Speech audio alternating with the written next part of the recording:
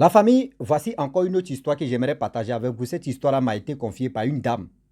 Cette dame, franchement, l'histoire qui s'est passée dans son propre village, l'histoire s'est déroulée en Côte d'Ivoire, précisément dans la ville de Zenoula. Dans la ville de Zenoula, voici un jeune unique de ses parents. Ce jeune unique de ses parents, il vivait avec son père. Son père lui donnait tout ce qu'il voulait. Son père avait des moyens. Son père lui donnait tout. Vous-même, vous savez très bien. Mais voilà le jeune en question. Tout ce qu'il demande à son père lui donnait. Mais il est tombé dans un groupe. Eux, ce groupe sont allés voir un féticheur ou un charlatan ou un marabout. Voilà comment. Avoir gros, ce que son père lui donnait, il voyait que c'est petit. Avoir plus gros, pour faire le malin. Il a vu ses amis en train de vraiment dilapider de l'argent, habiller, payer ceci. Il s'est retenu, lui seul, il allait faire la chose. Et voilà comment. Quand Dieu même quel que soit l'ennemi, ce qu'il va faire, si Dieu a la main sur toi, mon frère, ma soeur, tout ce qu'ils vont faire là, ça va échouer, ça c'est retenu contre eux. C'est ce qu'on appelle retour à l'envoyeur. Voilà le jeune homme. Afin de sacrifier son propre père, voilà comment le même couteau mais se retourne contre lui. Le même couteau mais se retourne contre lui.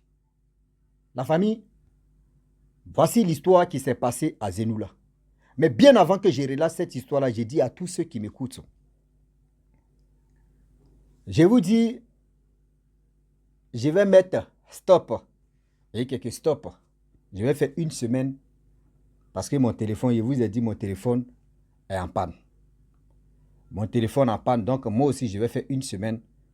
Rien, je vais laisser comme ça. S'il n'y a pas de réaction de ceux qui peuvent m'aider concernant mon téléphone, je vais fermer ce chapitre-là et on va passer à autre chose. Parce que il faut être clair dans la vie pour mieux avancer. Parce que je le dis et je le répète, mon téléphone en panne, s'il vous plaît, de grâce, aidez-moi pour que je puisse acheter un nouveau téléphone. Les gens m'envoient des histoires. Les histoires sont remplies ici dans mon téléphone. Mais je vous demande pardon de grâce. Sciences quand même. Parce que si YouTube, là, il fait une semaine sans poster une vidéo. Voilà, sans poster une vidéo. Regardez très bien. Ceux qui me suivent audio, j'ai fait cette vidéo-là le 31. Demain, c'est le 1er août. Donc, je commence aujourd'hui comme ça. Jusqu'en le 7 août ou le 8 août. C'est là maintenant je vais commencer. Si les gens ont réagi rapidement, il n'y a pas de problème. J'achète mon téléphone. Les une semaine que je vous ai dit que je vais être absent, je peux annuler et puis j'avance. Sinon, on est encore dedans. La famille, voici l'histoire qui commence. L'histoire en question, le père, il vivait avec son fils. Je ne sais pas, il dit je ne suis pas propriétaire ni l'auteur de ces histoires. Je ne sais pas qu'est-ce qui s'est passé. Le père et sa femme, qu'est-ce qui s'est passé, puis sa femme n'est pas là, ou soit sa femme est décédée. J'ai fait comme ça. Je ne sais pas si la mère est là, je ne sais pas. Mais quand même, on dit le père vivait avec son fils unique. Tellement qu'il gâtait tout. C'est-à-dire qu'il donnait tout ce que son enfant veut. Quand son enfant dit, maman, ou il dit, maman, et papa, je veux faire ceci. Papa ne réfléchit pas. Papa a des plantations des champs. Il a les plantations de via, plantations de cacao, plantations de ce qu'on peut dire. Il a tout. Donc, quand récolte arrive comme cela, là, même pas récolte, il a un peu de sous.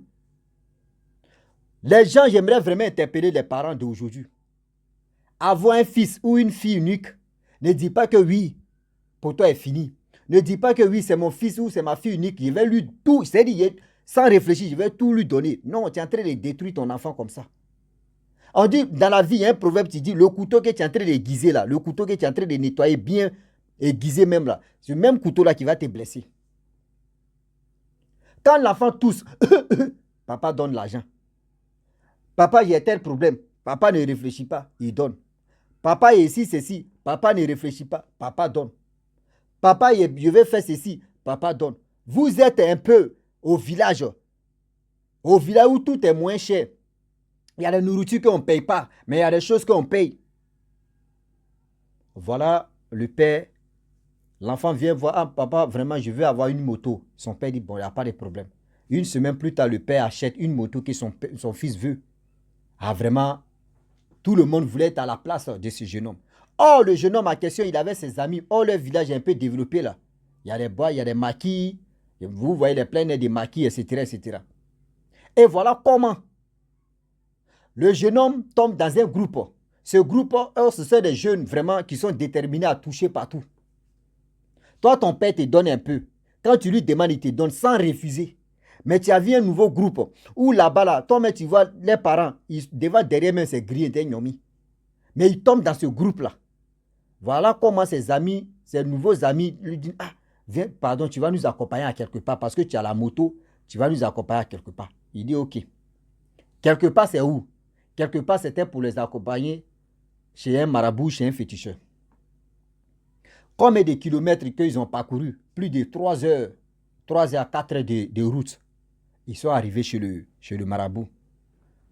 Lorsqu'ils arrivent chez le marabout, il allait accompagner ses amis. Lui n'est pas venu faire. Donc ses amis ont fait ce qu'ils pouvaient faire. Ils ont fait des sacrifices de moutons, les sacrifices des chats, des chiens noirs, des fesses ici. Ils ont fait ce qu'ils pouvaient. Lui, il a regardé tout ça là. Et il a compris que les jeunes en question, ceux qui ont de l'argent, ceux qui sont influents dans le village, ceux qui font ceci, tout le monde parle d'eux. Donc, ici, il comprend très bien. Donc, c'est ça là ils font. Donc, ok, il n'y a pas de problème. Lui, il a gardé ça en son cœur. Il n'a rien dit à ses amis. Il a pris sa route. Lui et ses amis se sont retournés au village. 2 jours, ses amis ont commencé à avoir de l'argent, fait ceci. 3e jour, lui-même, il allume la moto. Il dit, mais moi, mais je vais aller aux sources là-bas. Je vais aller là-bas. Oui, moi, mais j'ai vu le coin, donc je m'en vais. Voilà comment le jeune en question, le jeune héritier, le jeune unique de ses parents, décide de se retourner où il a envoyé c'est-à-dire où ses amis lui ont montré le coin. Avant même de faire quelque chose, il faut demander à tes amis, Joe, je vais pratiquer ça là. Et tes amis vont te dire, tu veux pratiquer, voyez nos chemins que nous on a pris. Parce que l'autre, on ne sait jamais, on ne sait pas ce qu'on peut te proposer. Mais lui n'a pas dit ça à ses amis. Il a pris sa route, il est allé chez le féticheur ou chez le marabout. Lorsqu'il arrive là-bas, il dit non, que c'est moi, je suis venu à mes amis, tout ça là. Mais moi, je suis venu faire ma chose. Le marabout dit, ah bon? Tu veux faire la chose? Il dit oui. Il dit, est-ce que tu es courageux? Il dit, si c'est courageux, mais lui, mais il mange ça et puis il doit ça. Il est tellement courageux. Il dit, tu es prêt? Il dit oui, lui, il est prêt. Il dit, ok. Que je suis prêt, je vais ressembler à mes amis. Il dit, il n'y a pas de problème. Voilà comment le vieillard dit, bon d'accord. Donne ceci, je vais donner ça à mes génies. Donc lui, il avait de l'argent sur lui, il a donné, le monsieur, il a donné ça à ses génies. Ses génies ont accepté. Voilà le monsieur en question, le marabout. Bon, c'est pas si c'est féticheur ou c'est marabout, excusez-moi, je ne connais pas. Bon, bref.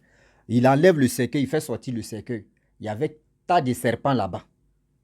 Tas de serpents dans ce cercueil-là. Il dit, couche-toi dedans. Tu dors. C'est-à-dire, dans serpent, toi, serpent, si c'est venimeux aussi, c'est pas venimeux, mais on te dit, il faut dormir. Toi, tu rentres là-bas. Toi, tu t'en vas. Mais si toi, tu meurs là-bas, ou soit si quelque chose t'arrive, ou soit si c'est ceci, si c'est cela, comment tu vas faire? Comment tu vas faire ce genre de choses? Et voilà comment le jeune homme en question se couche dans le cercueil. Le jeune homme se couche dans le cercueil. Le jeune homme dort de telle heure. Je peux prendre 1 heure comme ça. Bon, je peux dire de 17 heures ou de 20 heures. Bon, je vais prendre 17 heures comme ça. De 17 heures à 18 heures jusqu'à ça, à 4 heures. Le monsieur est venu réveiller le jeune homme dans le serpent là. Et il dit, bon d'accord, le travail a reçu. Mais, dans le travail, il y a que, pour que tu puisses, vraiment, tu es à 80%. Si tu veux que ça n'a qu'à bien marcher, tu veux que oui, voici ceci, voici cela. Dans ta vie, celui qui t'aime, celui que toi tu aimes, et cette personne-là, tu dois envoyer sa photo. Ah! Il dit, je t'aime, il m'aime, mais c'est mon père. Il dit, oui, celui-là, tu vas envoyer sa photo. Il dit, ok, il n'y a pas de problème. Tellement que lui, mais il était terrifié. Il dit, mais je vais envoyer une photo de mon père ici. Photo de mon père, fou quoi? Moi, je suis venu faire ma chose. Mais photo de mon père qu'on me demande là, c'est quoi? Oh, le marabout, le féticheur lui a donné, au moins c'est une date. C'est-à-dire, il lui a donné les jours. Ce jour-là, si ça arrive, il n'a qu'à envoyer la photo de son père, que la personne qu'il aime. Donc, il est allé au village. Il est en train de penser. Il était angoissé. Ah, comment Vraiment, on me demande la photo de mon père. Pour faire quoi? Pour faire ceci. Donc, tellement que lui-même, il était vraiment paniqué dans la tête. Il s'en dit à un ami, un de ses bons petits. Ah, voyez ceci, hein. Lui aussi, il prend l'affaire, il s'en dit à sa soeur. Sa soeur aussi prend l'affaire, il s'en dit à telle personne. Telle personne aussi prend, jusqu'à c'est dans ça là. Le père a attendu. Et le cousin a attendu. Le cousin lointain a attendu. Quand il a attendu, il est venu dire tout doucement. Dit à le père de ce jeune homme là. Ah, voyez ce qui se passe. Voyez la nouvelle, tu es là. C'est mieux si tu as tes photos accrochées là. Prends ça. Ton fils n'a pas encore décidé, mais ne lui demande pas. Prends, il faut cacher. Le père aussi, il a tout ramassé, les photos qu'il avait mis au mur. Tout ça là, tout, il a tout caché, ses traces des photos. Et il était là. Le jeune homme maintenant, où on lui dit, il reste 2 jours maintenant. Ah, il dit, ah, ça là, moi je suis obligé de prendre la photo. Il rentre maintenant, il est dans la maison, il cherche, il ne trouve pas, il fait ceci. Un jour, dernier jour maintenant, il cherche, il n'a pas trouvé. Il dit, bon d'accord, je m'en vais voir le féticheur ou le marabout alors. Il allait chez le marabout, chez le féticheur, il arrive là-bas. Le gars, avant même de partir, excusez-moi, avant de partir, il dit, bon d'accord, je n'ai pas vu la photo. J'ai dit à un téléphone Android là, son père était caché, son père était assis là-bas, et puis lui, il s'était assis, et puis il a pris le téléphone, il a montré ça comme ça. Et comme il a montré le téléphone comme ça, et puis il a zoomé, prend photo de son père, et il est parti à ça. Lorsqu'il arrive chez le marabout, chez le féticheur ou chez le charlatan, il dit, ah, vraiment, je n'ai pas pris sa photo, mais j'ai sa photo dans mon téléphone. Le marabout dit, non, c'est pas ça. Je t'ai dit, il faut m'envoyer sa photo. Je n'ai pas dit, il faut m'envoyer la photo qui se retrouve dans son téléphone. Comment il va faire sortir? Comment je vais montrer ça à mes génies? Moi, mes génies disent, ils sont fâchés. Dernier jour, c'est le dernier jour. Il dit, ah, il dit, ouais. Dernier jour, c'est le dernier jour. Donc, on est obligé d'accomplir. Il dit, mais comment on va accomplir? Il dit, voici le miroir, voici le couteau. Prends ce miroir-là, prends le couteau là. La personne que tu vas voir dans le miroir, il faut piquer. C'est-à-dire qu'il faut poignarder ça. Il dit, ok, il n'y a pas de problème. Voilà comment le jeune homme en question prend le miroir, il prend le couteau.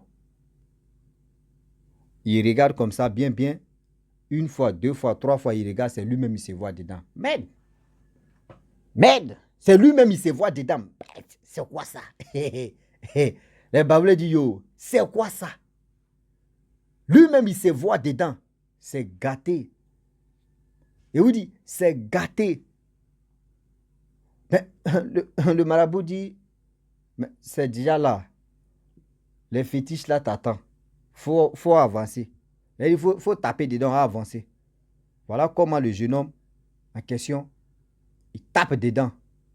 Lorsqu'il tape, il poignarde la photo. Lui-même où il se voit dedans dans le miroir, voyez, il sent qu'il a jailli ici, ce miroir-là. Pah! Il dit, ok, le marabout dit, c'est fait. Il a donné le miroir, le gars a pris sa route. Tristesse de ça. Tristesse de ça, c'est pas du jeu. Le jeune homme était triste, vraiment gravement triste. Il est parti à la maison, il était bizarre. Un jour, son père lui demande, tu as quel problème, il ne veut pas parler. 2e jour, son père dit, tu as quel problème, il ne veut pas parler. 3e jour, il a réuni tout le monde, il dit, ah, la famille, voyez ce que je traverse. Et voici ce que j'ai fait. Il a appelé ses amis, tout. Même le village, même ce jour-là, le village est sorti. Même les coqs, même les poulots, même les poussins, même les chiens, les canards, les chats, tout le monde était au rendez-vous pour écouter l'affaire. Il a convoqué tout le monde. Et voilà comment il vient parler pour dire non, que oui, je suis allé à telle personne, je les ai accompagnés. Moi, je me suis retourné là-bas pour faire ma chose. Voilà comment ils m'ont demandé de faire ceci, de faire cela. Donc, ils m'ont demandé d'envoyer la photo de mon père, mais je n'ai pas pu amener la photo de mon père. Il m'a donné le miroir, moi-même je me suis vu dedans. Donc, je me suis poignardé. Franchement, je suis désolé. J'ai dit désolé à mon père, j'ai dit désolé à ma famille. Vraiment, c'est moi-même je l'ai voulu. Et ça s'est passé comme ça. Donc, franchement, ceux qui pouvaient vraiment pleurer, ceux qui ont les larmes de crocodile, ils ont pleuré ce qu'ils pouvaient pleurer. Donc, franchement, la famille, Dans la vie, j'aimerais vraiment interpeller tout le monde. Vous savez, ce que tes parents te donnent, ou ce que toi-même, quand tu fais ton petit business, ce que tu gagnes là, mon frère, il faut te contenter de ça. Ou soit tu dis, bon d'accord, je gagne 50 000 comme bénéfice par mois. Bon, le mois prochain, je dois ajouter au moins 5 000 francs ou 10 000 francs sur les 50 000 que je gagne comme bénéfice. Il faut travailler comme ça. Demain, toi, mais tu vas t'asseoir comme ça. Tu as dit, oui, j'ai mis vraiment mon cerveau en place, ça a marché. Mais où tu dis non que oui, tes parents te donnent un peu. Toi-même, ce que tes parents te donnent, il y a des gens là, eux, leurs parents ne leur donnent pas. Il y a des gens là, leurs parents ne leur donnent pas. C'est pour cela qu'ils sont vraiment se vendre, ou ils sont se fata, ou ils sont faire des bêtises. Mais toi, tes parents te donnent un peu, déjeuner ou ceci, ou eux, ils te donnent. Mais toi, ça ne te suffit pas. Tu veux quoi? C'est-à-dire, ce qu'ils te donnent, ça ne te suffit pas. Là. Tu veux quoi? Il faut nous dire.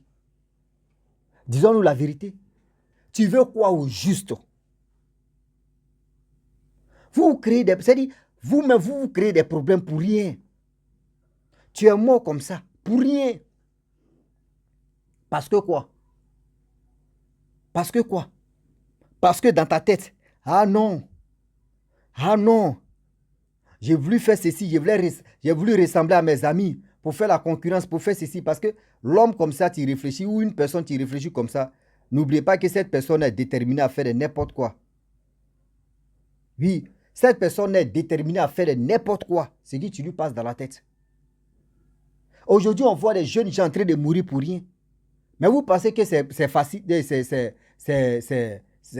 peux dire, il y a un mot qui m'est échappé là même.